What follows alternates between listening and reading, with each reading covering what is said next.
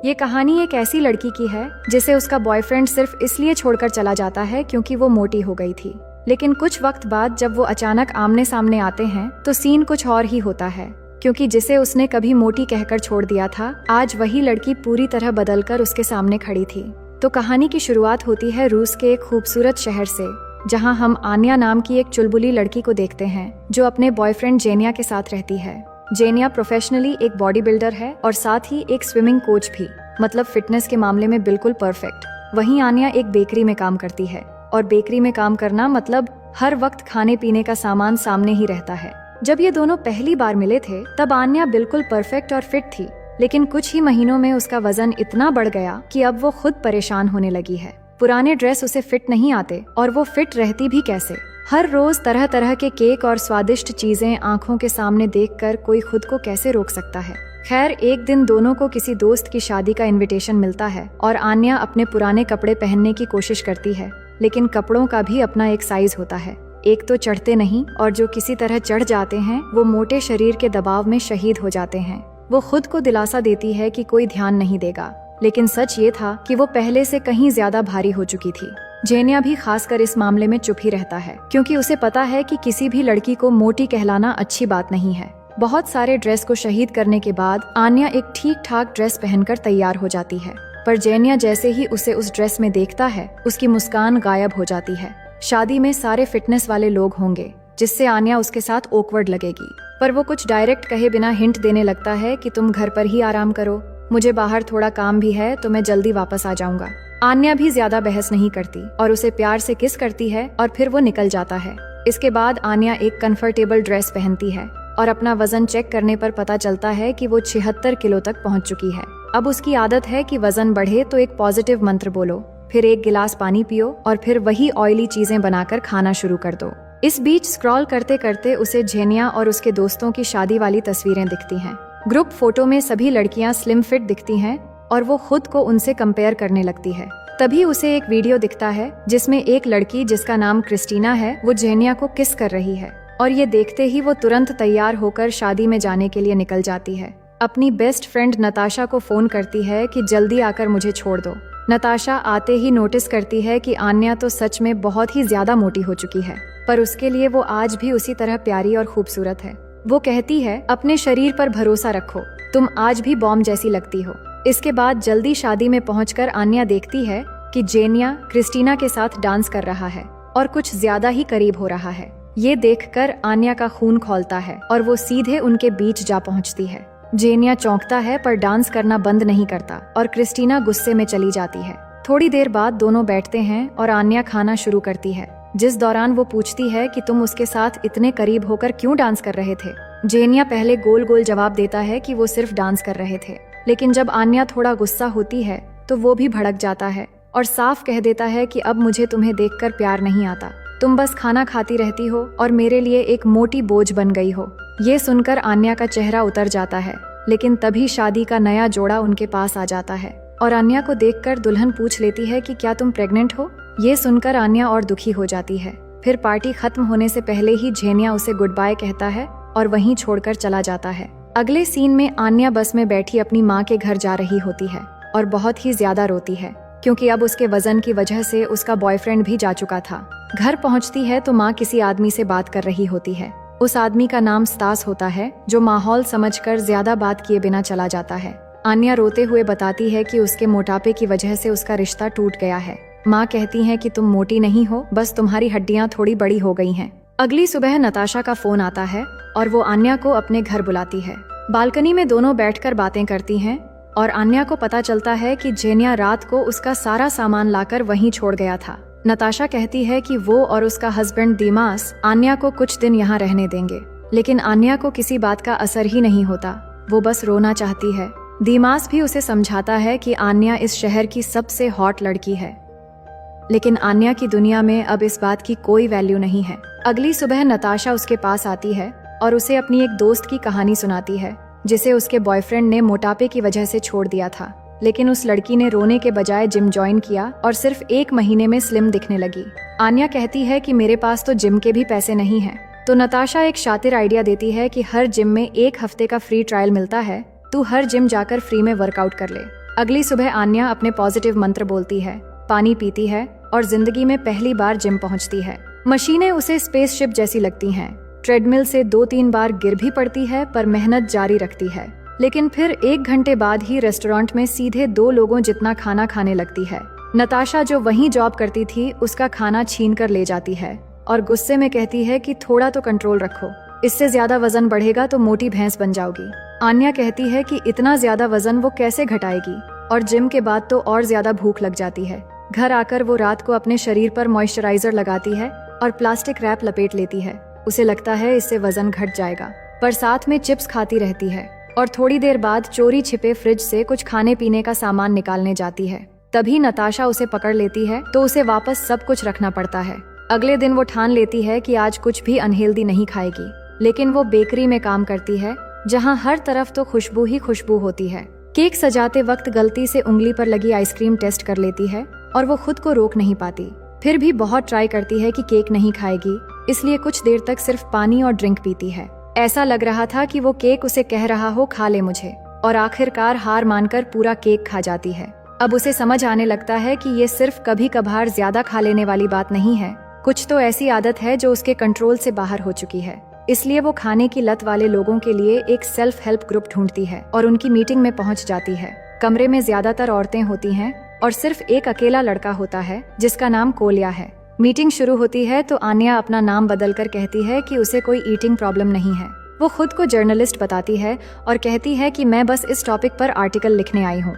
Group की बाकी औरतें भी अपनी हालत को इतना हल्के में लेती हैं कि मानो उन्हें कोई प्रॉब्लम ही नहीं है। तभी कोलिया ताली बजाकर खड़ा होता है और सीधा कह देता है कि यहाँ हम सब मोटे हैं, हमें हर कोई देखकर मोटा हाथी या मोटी अम्मा ही कहेगा। और आन्या की तरफ इशारा करता है कि तुम्हारा जर्नलिस्ट वाला बहाना भी झूठ है, हम सब जैसे भी हैं, पहले खुद को एक्सेप्ट करना होगा, जिसके बाद ही सॉल्यूशन मिलेगा। ये सुनकर आन्या तेजी से एक फोन कॉल का नाटक करती है और बाहर निकल जाती है, लेकिन कोलिया वहाँ नहीं रुकता। वो उसका पीछा करते हुए बाहर आता है और उसे पास वाले रेस्टोरेंट में खाने का ऑफर देता है। और आन्या जो खाने को कभी ना नहीं कह पाती, वो 2-3 बार कहते ही मान जाती है। अब खाना खाते हुए कोलिया उसे एक प्लान बताता है, क्यों ना हम दोनों एक दूसरे के फिटनेस स्पॉन्सर बन जाएं, रोज एक्सरसाइज करेंगे, खाने के हर बाइट से पहले एक दूसरे से पूछेंगे और एक दूसरे का सपोर्ट भी करेंगे। आन्या को पहले कोलिया की इंटेंशन पर शक होता है, लेकिन फिर वो सोचती है कि कोशिश करने में क्या जाता है। फिर अगले ही दिन से दोनों सुबह पार्क में जॉगिंग करने के लिए मिलते हैं और एक साथ रेस लगाते हैं। शुरू में आन्या को कोलिया थोड़ा अजीब सा लगता है, लेकिन धीरे धीरे उसे पता चलता है कि ये लड़का वाकई में दिल का साफ है। वो खुद को लेकर कभी शर्मिंदा नहीं होता और ना ही कोई दिखावा करता है। आन्या के लिए ये सब नया होता है और उसे कोलिया की कंपनी पसंद आने लगती है। वो दोनों हर खाने से पहले एक दूसरे को फोन करते हैं और इसी तरह धीरे धीरे आन्या का वजन कम होने लगता है। जब भी वो बेचैन होने लगती है तो कोलिया उसे अपने तरीके से संभालता है। एक्सरसाइज के बाद दोनों अक्सर जोर से चिल्लाते हैं ताकि दिल का सारा स्ट्रेस हवा में उड़ जाए, पर अंदर ही अंदर कोलिया थोड़ा दुखी भी रहता है, क्योंकि आन्या के दिल में अब भी एक ही चीज अटकी है और वो है जेनिया से एक वैलिडेशन। और ये बात कोलिया को थोड़ी जलन भी देती है। 1.5 महीने बाद आन्या पूरे 10 किलो कम कर लेती है और अब वो जेनिया से आमने सामने मिलने का फैसला करती है। वो नया स्विमसूट खरीदती है और पूल में जाकर अचानक जेनिया से टकरा जाने का ड्रामा करती है। जेनिया उसे देखता ही रह जाता है क्योंकि वो काफी बदल चुकी थी। दोनों थोड़ी देर बात करते हैं और आन्या उसे स्विमिंग सिखाने के लिए कहती है, क्योंकि वो यहाँ का स्विमिंग कोच है। दोनों पूल में उतरते हैं और इस बहाने कुछ वक्त साथ बिताने लगते हैं। लेकिन तभी वहाँ क्रिस्टीना आ जाती है और खुद को जेनिया की गर्लफ्रेंड कहकर इंट्रो देती है। उसे देखकर आन्या का कॉन्फिडेंस फिर से हिल जाता है, क्योंकि अभी भी क्रिस्टीना जैसी परफेक्ट स्लिम बॉडी उसकी नहीं थी और जेनिया को देखकर लग रहा था कि वो क्रिस्टीना को पसंद करता है। अब स्ट्रेस हल्का करने के लिए वो रात भर पार्टी करती है और इतना पीती है कि खुद की पहचान भी भूल जाती है। अगली सुबह उसकी आंख कोलिया के बेड पर खुलती है। वो डर जाती है क्योंकि उसके सारे कपड़े सामने सूखने के लिए रखे हुए थे। वो फौरन ड्रेस पहनती है और तभी कोलिया उसके लिए कॉफी लेकर रूम में आता है। वो तुरंत साफ कह देता है कि मैंने तुम्हारी तरफ देखा भी नहीं, तुम्हारी हालत खराब थी और मैं बस तुम्हें बचाने आया था। फ्लैशबैक में दिखाया जाता है कि नशे में वो किसी अजनबी के साथ जाने ही वाली थी, लेकिन सही वक्त पर कोलिया वहाँ पहुँचा और उसे छुड़ाते हुए खुद भी पिट गया। अब इस अजीब सुबह के बाद आन्या अपनी माँ के घर जाती है और सब सच बता देती है। उसकी माँ समझाती है कि उसके अंदर एक पुराना घाव है। बचपन में उसके पिता उसे छोड़कर चले गए थे और इसी चीज ने आन्या के अंदर एक सिकनेस पैदा कर दी है। इसलिए वो जेनिया के रिजेक्शन पर आज भी उससे वैलिडेशन ढूंढ रही है। ये बात आन्या को अंदर तक छू जाती है और वो अपने पापा से एक बार मिलने का फैसला करती है। अगले दिन कोलिया अपनी कार में उसे उसके पिता सरगेई से मिलाने ले जाता है। रास्ता काफी लंबा होता है, जिस दौरान कोलिया बार बार कोशिश करता है कि आन्या उसे समझे। वो दिखाता है कि वो उसे पसंद करता है, पर आन्या उसे नोटिस ही नहीं करती, बल्कि उसे एक बेस्ट फ्रेंड की तरह समझती है। आखिरकार वो सरगेई के घर पहुंचते हैं, जहां वो एक वुडन हाउस में एक औरत के साथ रहता है। आन्या अपने पिता को अपनी पहचान बताती है और उनसे पूछती है, आपने कभी मेरी जिंदगी में शामिल होने की कोशिश क्यों नहीं की? सरगेई जवाब देता है कि वो एक बार उसके बर्थडे पर गिफ्ट लेकर गया था, लेकिन आन्या ने खिड़की से उसे मिडिल फिंगर दिखा दी थी। ये देखकर वो वापस आ गया और पुरानी जिंदगी से मूव ऑन करने का फैसला कर लिया। इसके बाद रात को आन्या से गलती से एक कैंडल गिर जाती है और पूरा वुडन हाउस आग पकड़ लेता है। सरगेई चिल्लाता है कि तुमने मेरा घर बर्बाद कर दिया और अपनी बेटी की सेफ्टी तक नहीं देखता। इसी चीज से आन्या समझ जाती है कि उसके पापा के दिल में अब वो प्यारी बेटी नहीं रही। इसके बाद दोनों तुरंत वहाँ से वापस लौट आते हैं। कोलिया पूरे सेफ्टी के साथ उसे उसकी माँ के घर छोड़ता है और जाने से पहले आन्या उसकी नाक पर एक हल्की सी किस कर देती है। कोलिया की खुशी का ठिकाना नहीं रहता। वो जैसे हवा में तैरने लगता है और समझने लगता है कि शायद आन्या भी उसे पसंद करने लगी है। वापस लौटते समय वो अपनी घड़ी बेचकर आन्या के लिए फ्लावर्स खरीदता है और आन्या से अपने दिल की बात करने का फैसला करता है। उधर जेनिया भी अचानक आन्या से मिलने घर आ जाता है। दोनों बात करते हैं कि एक दूसरे से दूर रहना शायद दोनों को ही परेशान कर रहा है। फिर जेनिया धीरे से करीब आता है और आन्या भी पलटकर उसे किस करने लगती है और दोनों इस पल में खो जाते हैं। इसी दौरान कोलिया जब फूल लेकर लौटता है तो उन दोनों को साथ देखकर उसका दिल टूट जाता है और अपने दिल की बात दिल में ही रखकर चुपचाप चला जाता है। अगली सुबह आन्या की आंख जेनिया के पास खुलती है। वो मुस्कुराकर कहता है, तुम अब पहले से बहुत बेहतर दिख रही हो और उम्मीद करता हूँ कि हमेशा ऐसे ही रहने की कोशिश करोगी। ये सुनकर आन्या की आंख खुल जाती है। वो ऐसा रिश्ता नहीं चाहती जिसमें हर वक्त डर हो कि सामने वाला सिर्फ उसके बेहतर दिखने पर ही प्यार करे। इस बात पर दोनों में फिर से बहस हो जाती है और जेनिया गुस्सा करके इस बार हमेशा के लिए चला जाता है। आन्या फिर से एक बार टूट जाती है। उसकी माँ भी उसे समझाती है कि जेनिया को भूल जाओ, वो सिर्फ तुम्हारी बाहरी खूबसूरती को पसंद करता था। पर वो बेचैन हो जाती है और शाम को कोलिया के पास जाती है क्योंकि उसे एक दोस्त की जरूरत थी। लेकिन कोलिया दुखी और नाराज होता है और साफ कहता है कि अब मैं शायद तुम्हारा स्पॉन्सर नहीं बन पाऊंगा। तुमने वजन कम कर लिया है और तुम्हारा मकसद भी तुम्हें मिल गया है। अब तुम्हें मेरी जरूरत नहीं है। ये कहकर वो चला जाता है और आन्या दुखी होकर अकेली वापस लौटने लगती है। इसी बीच अचानक कुछ बदमाश लड़के आकर उसे घेर लेते हैं और बाइक लेकर उसके पीछे पड़ जाते हैं। वो खुद को बचाने के लिए खेत की तरफ भागने लगती है और कुछ दूर जाते ही अचानक गिर जाती है। वो बदमाश उसके आसपास ही थे, इसलिए वो रात को वहीं पर रुक जाती है। अगली सुबह खेत की फसल काटने के लिए दो बड़ी बड़ी मशीनें आती हैं, जिनका एक ड्राइवर स्तास होता है, जो अक्सर आन्या की माँ से मिलने के लिए जाता था। वो अचानक आन्या को खेत के बीच पड़ा हुआ देखता है।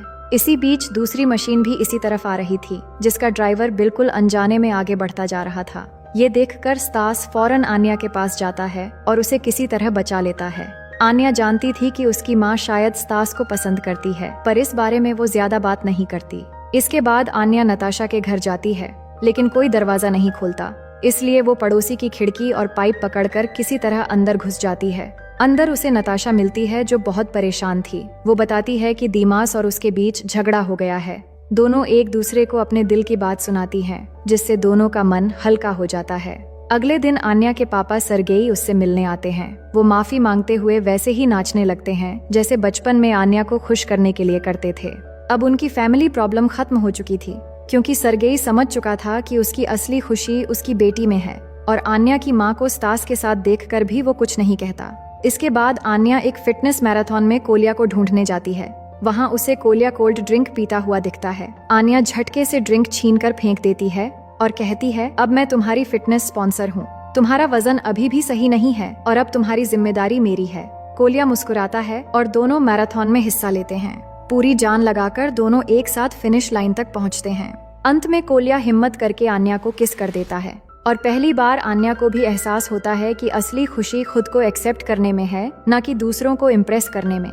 कोल्या हमेशा अपने मोटापे को लेकर कभी भी शर्मिंदगी महसूस नहीं करता था और खुद को किसी के साथ कंपेयर भी नहीं करता, क्योंकि वो जानता है कि दुनिया में सबका मकाम और पर्सनालिटी अलग अलग है और सब अपनी जगह और अपनी फील्ड में सही हैं। आन्या अब उसी की तरह बनना चाहती है, क्योंकि कोल्या एक खुददार और खुद को सही से पहचानने वाला इंसान है। वहीं झेन्या को देखते हैं, जो आज भी दूसरी लड़कियों में फिटनेस और खूबसूरती ढूंढता है और बाहरी दिखावे में लड़कियों को जज करता है। लेकिन आन्या अब बहुत खुश है, क्योंकि अब उसे एक सच्चा साथी और एक सच्चा दोस्त मिल गया है, जो उसे किसी भी रूप में पसंद करने को तैयार है। और यहीं पर एक हैप्पी एंडिंग के साथ ये कहानी खत्म हो जाती है। तो दोस्तों, मैं उम्मीद करती हूँ कि ये कहानी आपको बेहद पसंद आई होगी।